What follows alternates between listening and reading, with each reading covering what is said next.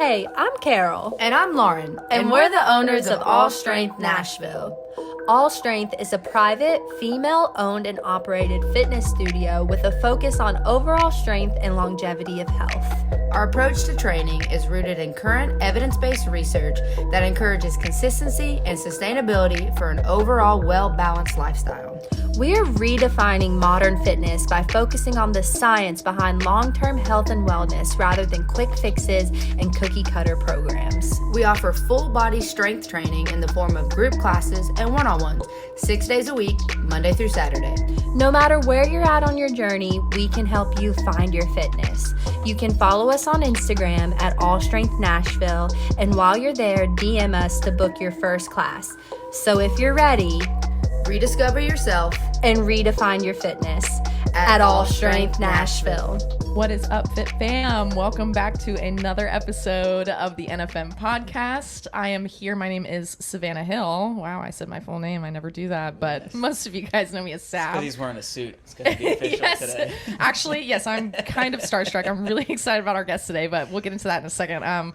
Today, Jarrell is not going to be here with me, but that's okay because who do I got here with me? Dylan Perry. I'll give you my last name as well. You guys may have, heard Dylan on the podcast before. He's been filling in for either Jarrell or me if we can't be here, but he's here today filling in for Jarrell. So thank you for being here, Dylan. Always a pleasure. Yes, always a pleasure having you. Thank you. So today, first, how have you been since the last podcast? I've been pretty good. I had set a goal for myself this year to do my first kickflip. Okay. And I did it. Nice. So, will you tell the listeners more. what a kickflip is, for those who don't know? It's a skateboarding trick where you just get the skateboard to rotate all the way around, and then you land back on it. That's hard. It was. Yeah. I've tried it. No busted ankles, thankfully. I went through a whole So phase. yeah. So I haven't just tried it once. I've really got a new lease on life, honestly. It's giving I me believe it. New perspective. So if you guys don't know this, I think Dylan is like a freaking really talented human, because he is. But he plays drums, and I'm already obsessed with that fact about him because he's so good. But now he skateboards. I mean, what can't you do? I get good sleep, so I get to just try. Boom! Ooh, that's like a little foreshadowing of what this episode is about. This is such an important episode, and I don't want to waste too much time not talking about what we're here to talk about with it. So let's get into this icebreaker. I would like to introduce our guest. This is Dr. John. Will you please introduce yourself, Dr. John? Thanks, Sav. It's a pleasure to be in here. I am Dr. Bijoy John. I've been in practice for about 25 years in the Nashville area. My background is pulmonary critical care. Sleep has always fascinated me. I suffer from sleep problems. So it's mysterious. It's spiritual. I got into it full time about 5 years ago and decided to write a book. And my aim is to spread the good news of sleep all over the world. Well, I mean, you are doing that. And I'm so glad you wrote this book, because I was saying this off air before we started, but I came to know about Dr. John through his book, but I came to know about his book through his son, because I trained at the gym that his son was a member at, and we became friends. He took my classes, and great guy. And then he posted on his Instagram one day, hey, you should check out my dad's book, pre-order it on Amazon before it comes out. And I saw it was about sleep, and I was like, you know what? I like to read. I think it's important to read. I think it's important to educate yourself as a coach, but also as a human. I've had trouble sleeping. I've been through grief and things like that kind of shake up your world a little bit, and sleep kind of is hard to come by when you're grieving.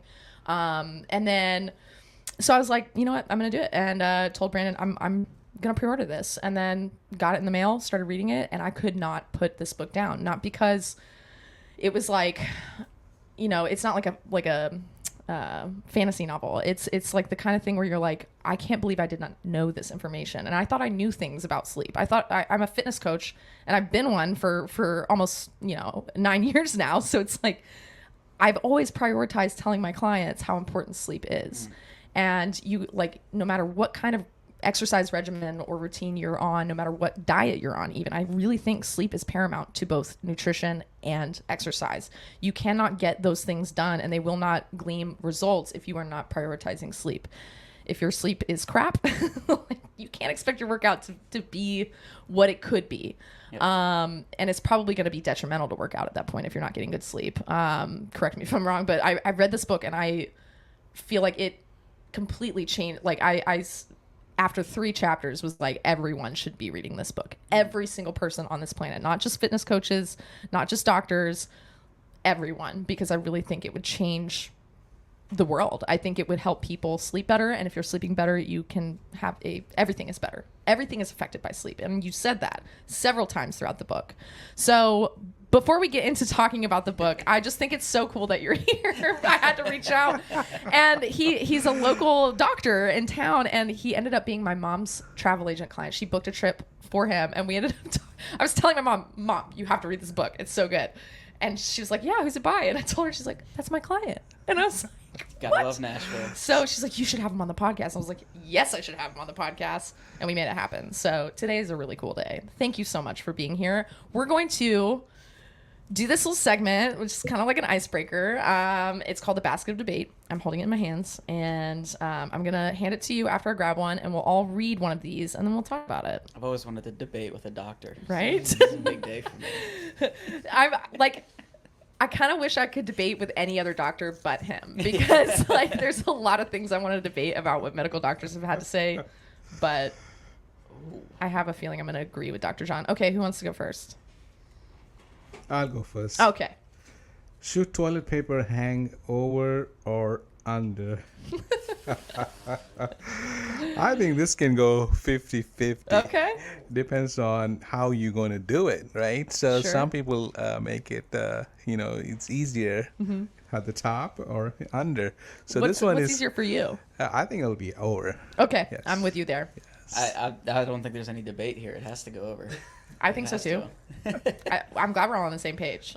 I don't know why under is just more difficult. It's because like if you go to tear it without the other hand, Yep. it keeps going, Mm-hmm. and you can never tear it efficiently. But somehow with the over, it's way easier And it's to just tear. easier to get that one-handed tear. That little Yep. flick. Exactly. Exactly. Wow. So now I'm going to pay attention to now how it's all over the place.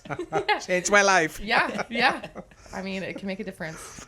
In your sleep too. Like if Seconds you're every day. waking up in the That's middle it. of the night and you have to use the restroom and you can't tear the toilet paper and then you're mad, go to sleep frustrated. I'm telling you guys. You go ahead, Dylan. All right. Should socks be worn inside out? What? It's an interesting question. You know, my dad always liked to wear his socks inside out because he would argue that the seams are on the inside and they agitate you, but turn the Sensitive insides feet. out, the seams are on the outside, so it's actually more comfortable. Yeah. Actually, now that you mention it, when I was a kid, I had a huge problem with socks. I would throw temper tantrums as a baby about it because of the seams. Interesting. And I asked my mother. It was I'm sure it was a nightmare for her. So I had an issue with socks, and I can see how that would be more comfortable. As an adult, though, I did grow out of that. So How about the designer logo? yeah.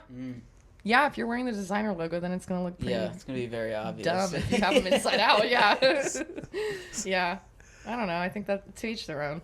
If you're wearing socks, it's probably a good Maybe thing. they should just make socks reversible.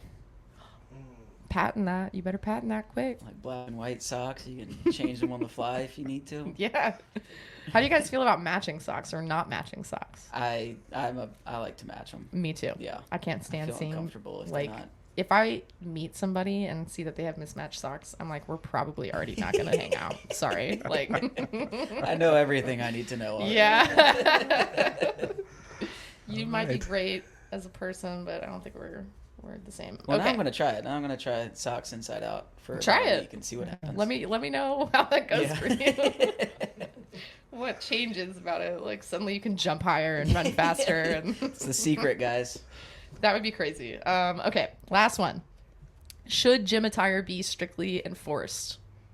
That depends. What is From a gym attire? standpoint of like, don't wear jeans, or like from a promiscuity standpoint. I think it's like, okay, so as a coach at a gym, we've had rules around attire, like as far as like being staff at a gym, like don't wear frumpy, like, clothes with holes in it, like that kind of stuff. Like wear something that's not ripped, look presentable, look like a professional.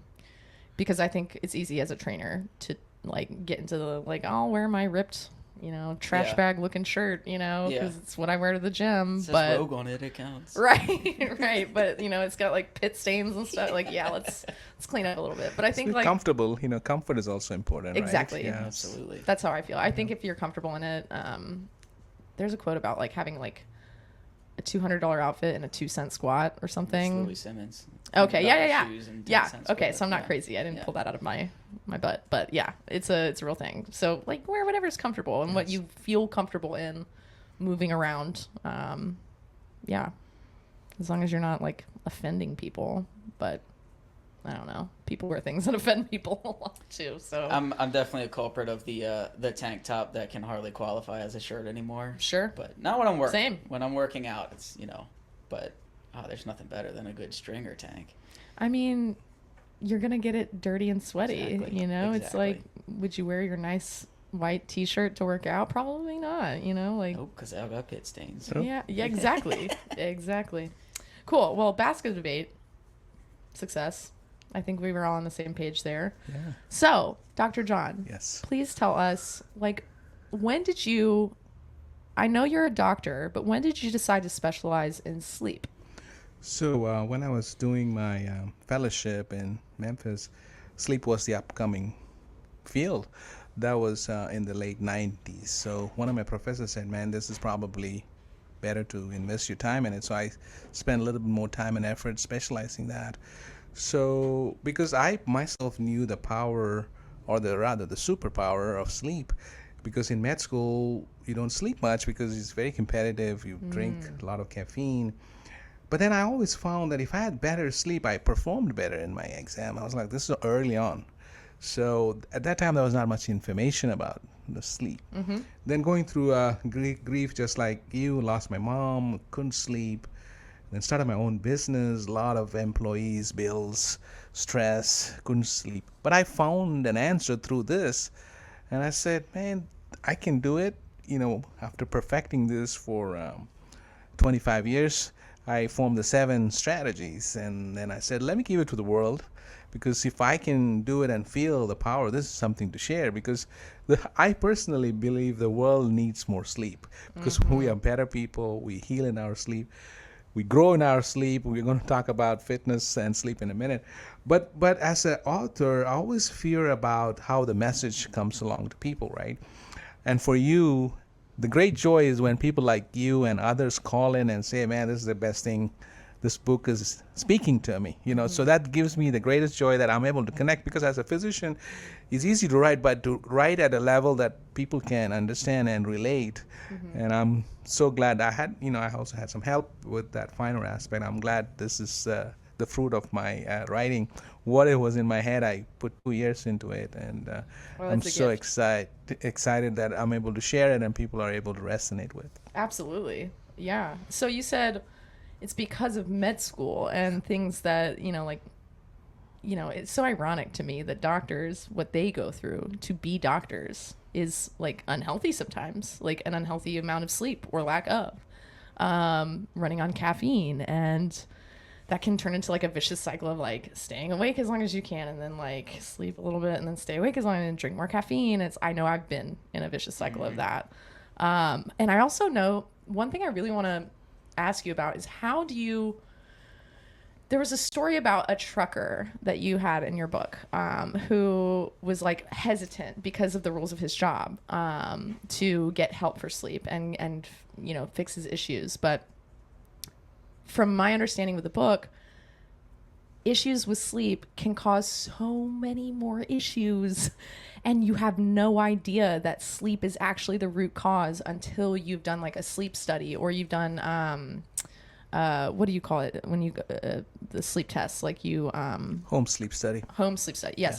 So you are a big advocate of those, and a big advocate of the CPAP machine. Am I saying that right? Correct. Is that okay? Yes. So this guy was like really hesitant to get treatment for sleep because he was afraid of losing his job as a trucker, and they stay up long hours. And I know there are a ton of people who are very achiever mindset, are very type A. I am one of them. It's like will stay up to finish the thing, the project, or, you know, get done with all my emails or whatever it is and be like, it'll be fine. I'll just like adjust my workout in the morning. And then the next day I don't adjust my workout. I'm like, go hard, you know, like, and, you know, then I'm caught in this vicious cycle. And it's hard to have the awareness to go, I need to like address this issue. I'm not sleeping well. And when I was grieving the loss of my brother, and that still happens, where I will wake up in the middle of the night and not be able to go back to sleep. And I will, you know, get frustrated about it. But then there's some things like grief that like you have to move through it.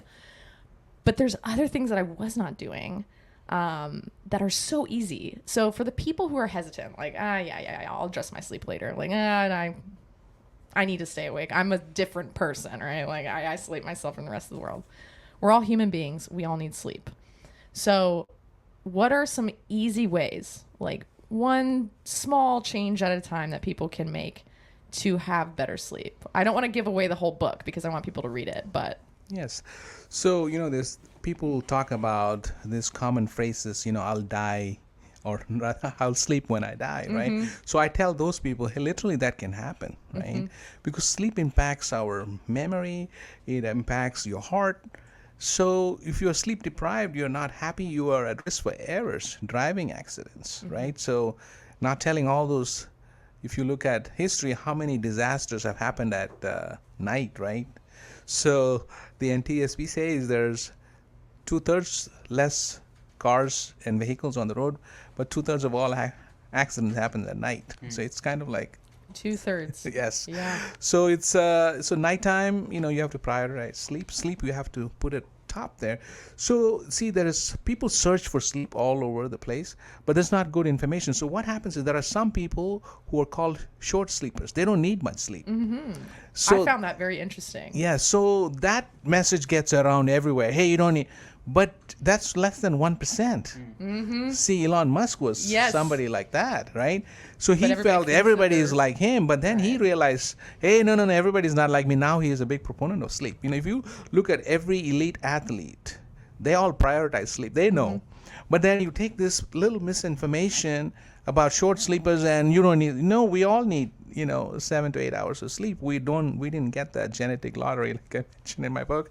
So we can't compare ourselves to those people. So we all need, so that we'll have enough stages and cycles and get all of that different stages of sleep that we deserve, right? Let's talk about the stages of sleep. All right. So we, you know, everybody asks, the common misbelief is REM sleep or REM sleep is the best. Actually, that's not true, right? REM sleep is a rapid eye movement. So your brain is still very, very active, but your body is paralyzed. This is where, you know, you heal. Like if you have conflict with other people, you go into your mind about all that, but you don't act it out, right? Your body's paralyzed. So there's non-REM sleep. That's how you enter into sleep. So it's got like 3 stages, 1, 2, and 3. So that 3 is the most restful. You know, I always call it like REM sleep is REM. No, non-REM stage 3. Okay. So we are moved away from the REM or REM sleep. Gotcha. So the non-REM stage 3 is the most restful. That's, I call it the sweet sleep. So you need more of that. Yeah. To get rested, and you feel refreshed. Wow. So my question everybody asks, Dr. John, how do I get that? There's no easy answer, but you have to follow all the principles. And the beauty is, if you don't sleep well one night, the next night you'll have an excess of that, the deep sleep, or the sweet sleep, or the stage 3 of the non-REM sleep. REM is good, but it's not good. You know, your mind is still active. So if you spend 7 hours and 5 of them are in REM sleep, the next day you're like, man, I slept 7-8 hours, I'm still tired. You slept in lighter stages of sleep or in REM sleep. Hey there, waxing enthusiasts. Are you ready to experience the ultimate in smooth skin and pampering? Get ready to say goodbye to those pesky hairs with Wax in the City Brentwood, your new go-to for all things waxing and beyond. My name is Greg, and my wife and I recently opened our studio doors right here in Brentwood, Tennessee, and we can't wait to welcome you. Unlike those speedy wax joints, we take our time treating you like family every step of the way. Our Premier Club Orange membership is the key to unlocking a world of smoothness. Enjoy 50% off your first visit, a $25 gift card, and 20% off your monthly service of choice. But hurry, we started with 50 memberships and only 15 are left. Ready to join the club? Book now and experience the Wax in the City difference. Follow us on Instagram at Wax in the City Brentwood for all the latest updates and exclusive offers. Once again, that's Waxing the City Brentwood, for smooth skin and pampering away. So Big that's misconception, important. yes. There's fitness trackers now Yes. out there, like the Whoop, that can tell you what kind of sleep that you're getting. I don't know how accurate they are. I stopped wearing a Whoop, but I remember wearing the Whoop solely because I wanted to know how I was sleeping. And it was wild to see that, like, I was not sleeping like I thought I was. And my Whoop would tell me the next day, like, hey, you're not recovered. You got this kind of sleep. Like, you got REM, or you got deep sleep, I think it had, and then it had light sleep. And it shows you when you wake up in the middle of the night. And I wake up, like, so much in the middle of the night. So I started prioritizing that. But that deep sleep, it was always if I didn't get enough of that, because that's not the REM sleep, that's deep sleep, and that's what you're referring to. Correct, I think. the stage 3 non-REM sleep. Yes. So I have a little take on the variables, I call it. Okay. So it doesn't monitor your brain waves, so it's not very accurate. It detects your body movement. Interesting. So people do, even like you, even my own son, anybody I say, take it away. Because once you... Good, I'm glad I did. yeah, everybody. So what happens is people obsess on it. Yes. And then what they do, they obsess on it, and then the sleep quality gets worse. Wow. They're stressed about their sleep score. I didn't get enough this sleep, that sleep. It's like you said, when people who have trouble falling asleep end up having worse sleep because they're thinking about how they can't fall asleep. Yes. They're like, I can't fall asleep. I'm getting stressed about it. See, a person who's in the weight, the coach will tell you, don't weigh yourself, right? Right. You only will weigh after a certain time. So too much information, you can't data mine your way into sleep, right? Sure. Then you obsess over it. So I tell people it's not accurate data because you don't have brain waves. So you get some rough estimate, do something, and then do it. Don't every day wear it and track it. See, we have met our match in the hustle culture with sleep. Sleep is an ancient art. We work on fitness, diet. We need to work on sleep too, right? It is contrary to the hustle culture. You have to ease into sleep. We want it to be like a on-off switch, but sleep is a dimmer. You have to have several steps. I have an acronym. We'll go over that. I would given the 7 strategies as an acronym. So you have to slowly work it. It's like a 7-course meal. You have to take it, prepare it. It doesn't come like a, on and off switch. We wish, but you cannot. There's no way around it. Nope. Wow. It's incredible because hustle culture really does, like, I think we're starting to get a little bit better, or maybe talk about it more, but hustle culture being like, go, go, go, go, go. And then we don't talk about, like, in order to be able to go at your best, and give your best. So athletes, and I'm sure people out there listening who are athletes or like, oh, well, I'm not an athlete, so it doesn't really matter. It matters to every single person. This is what, like, one of those things that humanizes every single one of us and puts us all on the same playing field. I don't care what you do. You are mentally affected. There was a story in there about someone who had diabetes, and the source was literally sleep. Yeah. And then the, like, symptoms of that person got better, and things were like, you can heal a lot of things through having better sleep. And you talk about the CPAP machine and sleep apnea, and that's like a very common, like, issue people have, and they don't even know it. One of the most interesting things I read in that book was about snoring and how it's usually a bad sign. So can you talk a little bit about snoring and the CPAP machine? And, like, I know there are people out there listening right now who are like, my husband snores and he wakes me up all the time. And he might have an underlying health issue that either you're aware of or you're not, that could be resolved with sleep. So yes, snoring is a warning sign, right? So imagine a pipe and that's narrowed and you have a flow of water. Now you narrow that pipe and creates turbulence. Same thing with our airway. So when it is narrowed, it creates turbulence. Snoring is nothing but a sign of obstruction. So what people are doing today is something called sleep divorce, right? Couples are sleeping separately. Oh, you don't need to. Actually, that's actually wrong. We have to find out why and try to bring them back, So snoring is a warning sign. See, what happens, men actually snore more because our larynx is bigger. Just imagine a trumpet, it gets, or exacerbated and the larynx is bigger. So that's why men get help much quickly than women.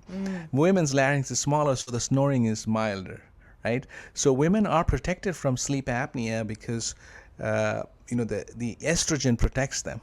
So after menopause, there's increased incidence of sleep apnea in women. So women lose their advantage after menopause. What are other circumstances in which people would have more of a risk of like snoring and sleep apnea? Like what are like warning signs and symptoms? Sure. When you have a deviated nasal septum, you can snore because it's blocking, and enlarged tonsils. Yeah, that's very common in children. It's actually as simple. Both my children had sleep apnea from tonsils. So we talk about sleep apnea. There's actually a word before it. It's called obstructive sleep apnea. So there's literally an obstruction. So some people have the jaw pushed backwards. Wow. So that's the overbite. Yeah, So that's that's me. another. And I actually send people for surgery to move the jaw forward. The commonest sign is when majority of the men who have thick beards have a overbite. They're covering it. You can watch. Wow. So that's a one What of about those you, reasons. Terry? Are you covering an overbite over there? That's This a very is pretty- common sign. You don't look like you have an overbite. That's so- a pretty well cut beard over there. We actually put a chin to move it forward. Wow. So snore. I mean, see, do you know that number 1 and 2 search things on sleep? Number 1 is insomnia, cannot sleep. Number 2 is sleep apnea. So there's so much interest in these two topics. Right. And so But people usually will opt for a quick fix like melatonin. I've been there, and then I got into a vicious cycle of melatonin, caffeine, and realized actually I don't think I can sustain this, and it gave me anxiety. So you're like a celebrity. That's what I used to for my celebrity clients. I give something for them to put to sleep, something to keep them awake. No, I'm just kidding. They get the quick fix. The celebrities, that's the secret. So we have melatonin within ourselves. So Sure. it's so great. See, the challenge is human melatonin is released in pulses. It secretes a little bit and then gives a big boost. It is related to the core body temperature. It actually precedes it. Just before the core body temperature drops, that's when it starts a lot of melatonin. That's why I tell not to exercise heavily before sleep, and also not have a big meal before bedtime, because the end product of a big meal is heat, and melatonin is a hormone that's produced in the word mela means darkness. It's only produced in darkness and in colder temperature. That's why the screen, I tell people to prepare to bed, you have to have your phone at least 30 minutes prior, because the light is a deterrent to the secretion of natural melatonin. And so when you take a melatonin from outside, your body gets tolerant, just like alcohol. You might get the buzz with 1 or 2 drinks, then about a week or a month later you want more drinks, because your body gets tolerant. So that's why when you take anything from the external, you have to keep higher and higher dosage. Your body will reject it. That's what was happening to me. While our Same with bodies, caffeine. while our body's the way it secretes melatonin is in pulses. It's so geniusly programmed, so it doesn't get used to the tolerance, right? So we don't need melatonin. I only prescribe melatonin for 2 things. When you are in jet lag, after a trip that your mom arranged, we had to take melatonin to synchronize our clock. Your book, I traveled to Africa right as I was finishing your book. Yes. And I had all the information I needed about jet lag, because going to Africa, it's 7 hours difference. Yes. And you had said when you're traveling east, it's a little bit easier because you're going like forward, I think, versus back in time. No, it's the opposite. So. Yes. So coming back, I was like, but I felt fine, both getting to Africa, and I climbed a mountain. I don't know if you know that, but I climbed Kilimanjaro. So it's like sleep kind of was really important, and so was food, but on the mountain. But I remember I was taking this very seriously. So I'm like, I read your book and I was like, I would not have known to do this. And to account for your advice was to about 4 days before you travel to start going to bed a little bit earlier, like an hour earlier. Yes. So I started doing that. And then it was like, try to stay awake where you land. Forget about where you came from. Yes. Yeah. And start thinking in the time zone that you're going to. So there was a ton of advice in there about jet lag that I followed, and it was fresh in my brain just from reading it. And then I got there, and the route that I took to climb the mountain was 8 days. That was what was planned. And that's what most people do. I didn't have an issue with altitude. I didn't have to take any altitude pills. I had plenty of an appetite, and I slept well and was well rested enough to do it in 6 days. And the guides were very impressed by that. And I'm sure there's other things that went into that, but I really, really think. And then going back, I was like, okay, what do I need to do to be okay going back to work? Because I did have the weekend to recover, but I felt fine. I worked out in the next couple days upon getting back, and altitude affected me definitely, but I really felt grateful for that advice about jet lag. So there's a lot of stuff in there that's not just like, okay, how do we get better sleep? It's like, how can you think about sleep in your life in all of these different ways that it applies to, like, how does it apply to your children? Why is it important for them? Why is it important for your marriage? Why is it important for athletes? There's every single person on the planet can benefit from knowing more about sleep. But it's not just knowing more, because I know more, and then it's really hard for me to not like watch TV or something before bed for an hour. But we do have power over this, and it does make everything you do better quality. So that's why I want to write a book for the whole family. There are a lot of good books, but I said that's why I wrote a chapter for children, teens, adults, a chapter for losing weight, mental health. I also a chapter for women, because women don't sleep well because of the nature of so many reasons. I have a story of a woman who doesn't sleep. I even have athletes. A story for them, because what happens when you sleep, the human growth hormone, which is needed for growth, but in adults it's needed for muscle healing and repair, right? And the secretion of cortisol and the blood sugar control, all that, plus just feeling good. I even know why the Titans lose. That was fascinating to me. The time difference when teams travel, I was like, this man has figured out football, and I wonder if any of these coaches know. Yep.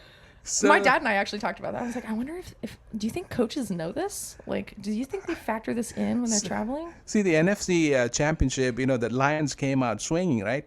And then they shut off in the third and the fourth quarters. And everybody said, what is going on?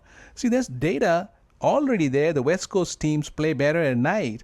Hope the coaches knew that information, because it was late at night and they already gone to sleep while they were peaking. The Western teams, San Francisco was peaking around like 8:30, because that's the time. We are most awake at 7 a.m. and 7 p.m. and we are most vulnerable at 2 p.m. and 2 a.m. Guess what? The third quarter an hour for the Titans, just stay in the stadium. You'll see everybody's gonna. And then I actually looked the data for 3 years. And guess what our worst quarter is? The third quarter. It's the third quarter. Is the net point differential in each year? 1 year was -2, 1 year was -19, and 1 year was -22 points. The offense is not firing. The defense is not doing. It's just a matter of few millimeters. So I really don't think why we are stuck at noon. See, so I think some teams have figured it out. You don't see the top teams play at noon, I don't right? think they've all figured it out. So for all fairness, they trade players up and down. I think they need to trade times, to be fair, right? Why are we not fighting? Why are we not fighting as a Titans organization? I'm in the stadium and I'm seeing this happens. I can even tell, hey, this quarter we're gonna lose. Duh, you know what I'm saying? I think the Titans should change the time. They should play a prime time or a different time. So Rashed was just on. He has a Titans Connect. So Titans, because I know you're listening. And so Titans organization. So we can do certain things. See, like we go for a 7 o'clock meeting. We rarely go for a 2 o'clock meeting because we don't perform any better. Everybody's asleep. Yes, either you are having a tea time or a siesta. And you talked about the importance of taking naps. Yes, and naps. there is such thing as taking too many. Yes. So don't be like, I can just sleep all day. It's not an excuse to sleep all day, but because that will mess up your sleep too if you sleep too much during the day. So when you are suffering from insomnia, I try to create a sleep debt so that they don't release that valve by a nap. Right. But encourage naps is so important. Your brain actually gets bigger, a little bit smarter after a nap because it's a circadian rhythm, right? So I'm taking a nap when I get a chance. I love that. And you are. Let me just put it on the record here. He put this in his book too. This is an MD. This is a doctor. Okay, doctors are probably the busiest people on this planet. Takes naps in the middle of the day, and he tells his family, "I'm taking a nap. I'm gonna go in here. I'll see you in a little bit." So there's no excuse. I don't care how busy you are, how rich you are, how amazing you are. You deserve sleep more than anybody. Yes. So the sign of nap is, because of the circadian rhythm, it gets lull or a downtime around 2 in the afternoon. But if you are operating from a sleep debt and you're taking a large nap for like long nap for like 4 hours, then it's a different problem. Your body's trying to tell you something, right? You might have a medical disorder, like, you know, heart problem, lung problem. Your body's just telling you. It's a warning sign if you sleep too much or you didn't sleep the night before. You see the difference? Yes. So the nap should be like maximum 20, 30 or 40 minutes, not longer than that. If you're taking a long nap, then there's a Then you probably lacked sleep to begin correct. with. So you're sleep I accidentally deficient. took a 3-hour nap this Ooh, weekend. you're operating from a sleep insufficient sleep or sleep debt. Yeah, Sus. that's what it sounds like. Yes. You probably worked a lot that week. And Well, I'd gone on a long bike ride that morning. There you so I was go. out in the sun. I was like, I'm just going to put on some TV and nap. And then 3 hours went by. It's pretty awesome. yeah. That's not normal. Well, at least it's not normal. Yes. So when you say sleep debt, you always hear about like catching up on sleep. Like, oh, I don't sleep well during the week. I'll catch up on the weekend. Is there any kind of validity to that? It's actually a recent trend. In fact, you know, my children, when they come from college, they say I have a sleep problem, and they come home. I relieve them of all their phones and everything. They sleep for 14 hours. That's called bed rotting. It's actually a good thing to come and catch up and operate. But people are bringing their work to the bed, and instead of sleeping, they're still working. See, when you're going to make up the debt, it's actually a good strategy to make it up in the weekends. To make up. So you just think, if you don't sleep 1 hour a night, at the end of 7 days, you're not slept one whole night. Yeah. See, that's adding, and you're in a mental fog. You're not a good employee. You're not a good worker. You're in a bad mood. You're at risk for errors. So many things. So, I mean, sleep is free. You know, it's for everyone. It's a superpower, and we need to work on it. We work on fitness and diet and getting forward, everything. We also need to work on sleep because, like you said, once you do that, you are good in everything else. I really feel like if you are working hard on fitness and nutrition and you are not seeing results and you are not feeling results, that's why. Because you're not working. It kicked my butt into gear about sleep, like thinking about it, because I already knew like it's not horrible, especially like for reasons like grief and things like you can't control. But at the same time, like I think there are things that I can control about this. And knowing how it affects my fitness and how it, like, if I don't sleep well one night or 2 nights, like my workouts, I'm frustrated because I'm like, I know I don't feel as good as I could feel. I'm not getting as much out of this. And I want to be able to push through this and I want to be able to get something out of this. Or maybe I'm not feeling like too confident in my body and I feel kind of bloated or feel kind of bad. And it's like, my nutrition is usually, on point. I have a pretty good balance with that. And these are things we talk about all the time in the fitness world, in the strength training world, and yoga. And we talk about, actually, I think yoga is a little bit better about talking about restful, sleep and things like that. But we talk about how important nutrition is. And I know I've had a lot of clients who have been so frustrated about not making progress. And I have told them, it's because you work too much into the night. You do not have a stopping point. And you do not have a set routine, a nighttime routine around your bedtime. You don't go to bed. You will wake up in the middle of the night and start working. And yes, I know you're on a Weight Watchers diet, or yes, I know we're tracking your macros. Yes, I know you're working out tirelessly every day. You're doing everything that you're supposed to do except sleep. That goes before those other things. And people still don't take it seriously. It's still not taken seriously enough. And people are like, oh, yeah, I know. But I just want to work so much. And it's like people act like they are the only people in their life or in the world that work as much as they do and have the responsibilities that they do. It's because, people pleasing and, there are a lot of good people out there doing really great things and working hard. And sometimes we do have to, push a little bit further than our limits. But for the most part, don't make excuses about your sleep. Read this book. It will almost scare you into wanting to sleep more because of how much you will learn about how sleep affects everything else in your life. It's not just I know it can affect me and my mental health. I'll be moody or whatever when I don't sleep, but you can literally inherit problems like diabetes, like mental health issues that you don't have to have if you don't fix your sleep, if you don't address it. And it's so controllable. So let's get into the strategies. I don't want to give too much away. So you tell the audience what you want. I want the audience to have everything. I think on top of that, you need to get this book. So for people who are busy, I have actually a program on my website. My website, Sleep Fix Academy, and it's called the Sleep Now course. People can just take that, and it's a 6 weeks routine. I teach how people, it's a self-help. They can do it by themselves. Can we put that in the credits, Trent? Awesome. We're going to put that in the credits. So for everyone, the 7 strategies I'm going to explain, it's called Sleep Now. So SLEEPNOW. Easy does it, right? So S is a schedule. We all need a schedule. For any plan to succeed, we have to have a schedule. So 10 p.m. to 6 a.m., prioritize sleep, right? So that's the only way you can get all the cycles and stages, because a lot of good stuff happened early part of the night. So people ask me, why would I want to do it? Well, a lot of sweet things are in the beginning of the night. You don't want to push it later and later, and the sun comes out, and then you won't, right? So the next is L in the acronym is low light, low noise, low temperature. Melatonin, it's only secreted in darkness and when there's low temperature. So I tell people to experiment between 65 and 70 to keep it low. That's why when you go to Africa or any other, you don't sleep well, because it's hot. Yes. So any tropical vacation you do, you don't sleep well because it's hot. You don't have enough melatonin in our... Sure, yeah. So then next is E in the acronym is no to electronics, at least 30 minutes. Big one. I tell people at least an hour, but... It's hard for people. At least 30 minutes, because the light from the phone, especially in the bedroom where there's no ambient light, is very powerful, right? So I tell them, I actually leave my phone in my bathroom. So I set an alarm. So in the middle of the night when you wake up, hey, it's 3 o'clock. Well, it's only 3 o'clock, and then text message, you're awoken from that stage. Yeah. So the next is exercise at least 4 hours prior, because of the heat. You don't want cool. You're revving up the cortisol and all the hyper. Right. I've seen that in my own life. That's like the only. endorphins. Yes. Yeah. Exactly right.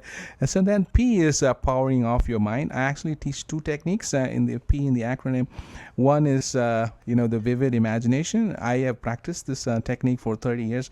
I don't bring reality to the bed. I started being a director of the last show I watched, and I see how it ends. So that is my own technique for sleep. And then, of course, yoga nidra. Nidra means nothingness in Sanskrit. So you lay down with your palms up and just don't think about nothing. See, Shavasana, yes. Yeah. Shav means corpse. Asana is a pose. So it's a corpse squat. Yeah. Did not know that. Yes. Wow. So in everything, I'm always combining the East and the West. I think the truth is in the middle, that's what I'm trying to bring in everything I do. So, but remember, you cannot power off your mind until you've done the access, the phone, and then your body is calm. So you can't just go there and do it. So you see how I've done? Yes. So it's a list of things in order. And it's interesting too what you talk about with like blue light and things like and all of these things make it's a chemical thing happening in your body where your brain thinks it's daytime. Like the blue light literally perceives it as daylight. You know why the cops use blue light, right? Duh. So the blue light is the first light you see. It catches your eye, right? So that's the blue is the first light you see. So that's absolute danger that happens to us. That's crazy. Red is the red is the furthest you can see. That's what the red light is. That's the farthest wavelength you can see. Blue light is red light therapy now. Yeah. Blue light is the first light. I want to know what that meant. So then moving along is in the acronym is NO, no to worries. I tell people to worry. Not in bed, but before that, I take time to worry. 6 p.m. to 8 p.m. I was getting ready for your show and other shows. I just say, what do I do? I was done by 8 p.m. last night. I don't go in bed to worry. And then the last is W in the acronym is win by losing. We can't complicate sleep. You have to be in control of it. It's natural, easy. So that's the acronym. Sleep Now is easy. It's not very complicated. It's natural. It's holistic. So I always tell people when you're entering the bedroom, it's like a TSA screener, the detector, right? Phone, beep. You have worries. You're bringing to bed, beep. You got to leave it all out. Tight clothes and all that's a beep. So you have to be comfortable. Keep it easy. It'll come to you. And I've perfected this art after like 25 years. It works. I've helped so many clients over this past years. You have. I read in your book. Yes. The stories are really my favorite part. Yes. Because he starts every chapter with a story about a client or a patient of his, and it will be something crazy. Like it'll be like things that you like, people you know. It's literally people you know, probably because you work right here. But it would just be something like this guy has diabetes. His wife is getting really frustrated with his snoring. It'll be like a kid who's having trouble in his sport. Like you saw a college football player. Hey there, who entrepreneurs. ended up, Are you having ready to insomnia. fast track your business success? These are Tune common into issues. the Ground A Up lot of people have podcast, these your issues, ultimate and it's business okay to guide have brought them, to but you I think by not addressing Roy it and just Mangrum and writing Terry off like it's Bargy. normal. Whether you're Especially just with starting hustle culture, out that's or what looking people to do. skip It's those like, common oh, well, business you know, like, pitfalls, yeah, we we've got you covered. And that Our was a mission is to pattern help everyday for a long time. entrepreneurs like you achieve stability and success faster than ever. So what are you waiting for? Subscribe to the Ground Up podcast today, and let's build your business from the ground up. There's got to be Available some way, on you all know, and major a lot of streaming it's platforms. the Don't miss phone, it. by your bed, and it's like things that you can't like keep making that excuse. It's hard, but I do address how to, waking up in the middle of the night is common because our sleep pattern goes in and out. It's not like, you go light and deep, then you come back. Sometimes you wake up, and then what do you do? So I address that very specifically of how to get over. This is a very common phenomenon. What I was doing Yes. before I read your book, Yeah. I would wake up and I'd be like, I'm gonna get on my phone. Oh. Makes it a lot harder to go back to Yes, sleep, yes. and that's why I couldn't get back to sleep. So there's simple things, like you said, it's sleep. It shouldn't be that complicated. Yes. But sometimes we have issues, and so uncomplicate it. And I like that you also talked about the bedroom being like for things like sleep and sex. That's it. Yes. And I think Not even for when you have, snoring like, or worrying. or watching TV or being on your phone or making it an office. A lot of Yes. people combine their office with their bedroom. Yes. It's like simple things that you can change about your life, about your sleep habits, about your nighttime routine that can really change your life. I think it's such valuable information. So anyways, I think it's a good time to take a break for our sponsors. So we're going to take a break really quick. We'll be right back.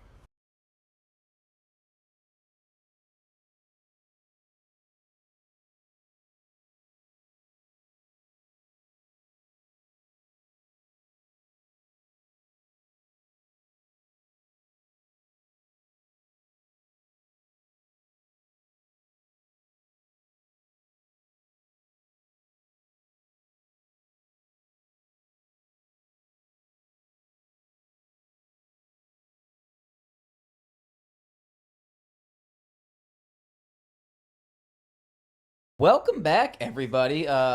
We are going to continue this interview with a little break. We are going to stretch our intellect. So what we all have are some pieces of paper here with just information. This is a little different than And the this debate we had. is brought to you by All Strength All Strength. in Brentwood. Go All Strength. Love you So guys. to add to all the information that we are getting today, here's a little bit more for you guys.